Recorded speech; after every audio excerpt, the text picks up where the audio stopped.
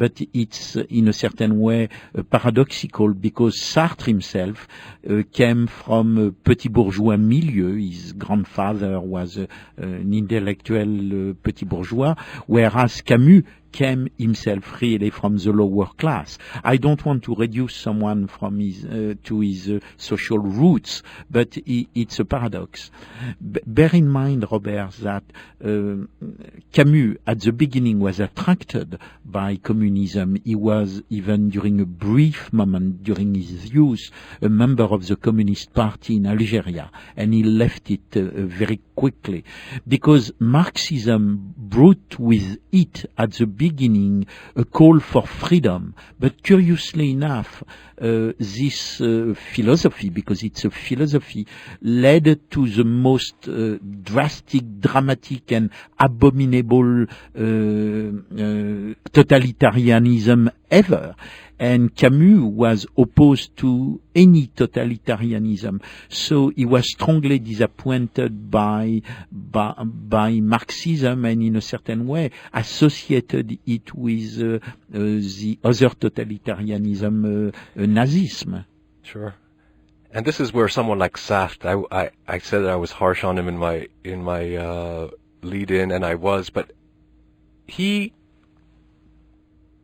told Camus that he had no right to criticize the gulags in the Soviet Union because as long as we have this enemy, which is the bourgeoisie, we don't criticize anything that happens in the Soviet Union because we share an enemy with them, and I think this is grotesque for and it's a whole part of that period in French history where Marxism kind of dominated in a way that the intellectuals, and for Sartre, who was the ringleader of this kind of a willingness to turn a blind eye to the atrocities being committed in the Soviet Union, and being such a hysterical denouncer of any other kind of fascism, or even less, any kind of bourgeois transgressions. That Sartre, I think, in retrospect, is scary, and Camus' estrangement from Sartre and the whole milieu that Sartre belonged to led him to into a kind of isolation, intellectual isolation for sure. Everyone was attacking him for a while there in France, and it got to him. It really did bother him. He didn't know which way to turn. Every time he said something, he was a cause célèbre. But do you agree that in retrospect, maybe Camus was right? Well, yeah, or that he did well to resist this demand for conformity to a party orthodoxy and to toe the party line. Mm-hmm. I agree with you. Allow me a few comments on what you said. First, from a philosophical perspective, it is certain that Sartre is a greater philosopher than Camus. He has written L'être et le néant, and above all, Critique de la raison dialectique, which is a superb book.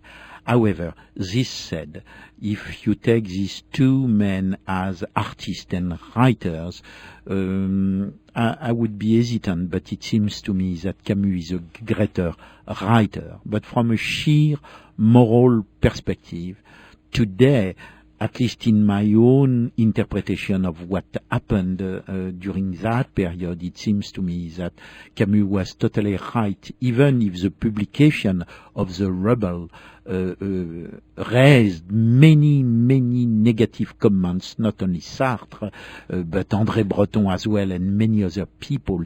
Basically, Camus displeased everyone with this book, and yet it seems to me that today, and even yesterday, because my love for Camus goes back to my youth. He was totally right, and Sartre left stop being a compagnon de route, basically a dupe of the Communist Party in May 68, only to embrace something which was as much ridiculous, the Maoist French tendency. And it is embarrassing when you read some text he has written or some interview he had with Pierre Victor particularly at that time, to see that this very intelligent man, probably the most intelligent French philosopher of the 20th century, was also one of the most blind guy of his period. And many people, but Papaionaou, a great Greek-French philosopher of the period, denounced him as totally blind.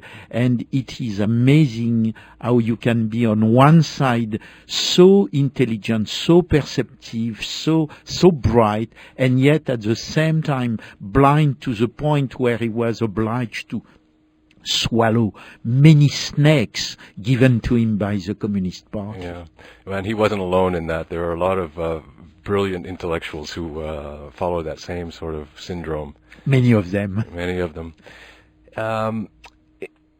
In this period, there's also another point of controversy was the Algerian War of Independence, and of course the communists, Sartre and the other, they were all on the side of the Algerians. And they expected Camus, who was an Algerian born Frenchman, to come out unambiguously on one side or the other. Hopefully on the side of the Algerian War of the Algerian rebels. But of course he didn't. Mm-hmm. His attitude was quite ambiguous. Yes. And he took a lot of grief for that as well, no? Yes. First, bear in mind, Robert, that it took the communists and even Sartre many years before they step on the side of the independent movement, because the problem is extremely complex and ambiguous. However, at the end of the 50s and early 60s, basically Sartre and the communists were on the side of the independence, and Camus was not. He was not, first for personal reason, because he thought, and legitimately so, that Algeria was his own country, his motherland, his mother, and you know how important the figure of the mother is for Camus. But at the same time, on some aspect, Camus definitely himself was also blind. That means he did not trust the Algerian people. He thought they were not capable of governing their own country if they were to become independent. And for that reason, he was not in favor of independence. Yeah.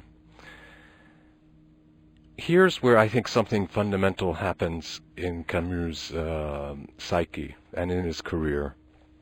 He gets the Nobel Prize in 1957, and until that point, all his thinking had been fundamentally moral, a kind of moral thinking, trying to work out a morality for human beings in a world that is absurd, work out human solidarity, to always be on the side of justice.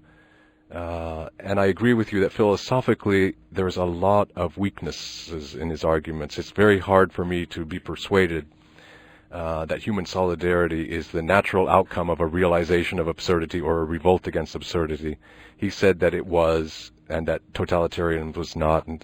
But regardless of the philosophical cogency of his arguments, he was always putting himself on the side of justice in an abstract sense against injustice. That the rebel is someone who revolts against injustice because of its the injustice is absurd, and the rebel is a rebel against absurdity. Then along comes the Algerian War, and as you said, he considered it his homeland. His mother was still living in Algeria. He receives the Nobel Prize, and in his acceptance speech, he says, when it comes to a choice between justice and my mother, I will side with my mother. Which is, in some ways, a devastating thing to say. Very honest at the same time. But what it seems to, for me, mark a turning point in his awareness that it's very easy for the intellectual to go on always being on the so-called right side of any issue, the way Sartre, who would every day have a comment in the newspaper, he would always take a position on everything because it's il faut s'engager, il faut s'engager. But it's when things become personal and specific that sometimes you will not side with justice, you will side with your mother. Do you agree with me that this was a realization that caused Camus in the last few years of his life to write a different kind of literature and to have a sort of self-interrogation that led him to write a book like The Fall, La Chute, in order to maybe put himself and his fellow intellectuals on trial for the facile way in which you embrace justice when it's in the abstract, but you never put yourself to the test of what you would do in the particular situation?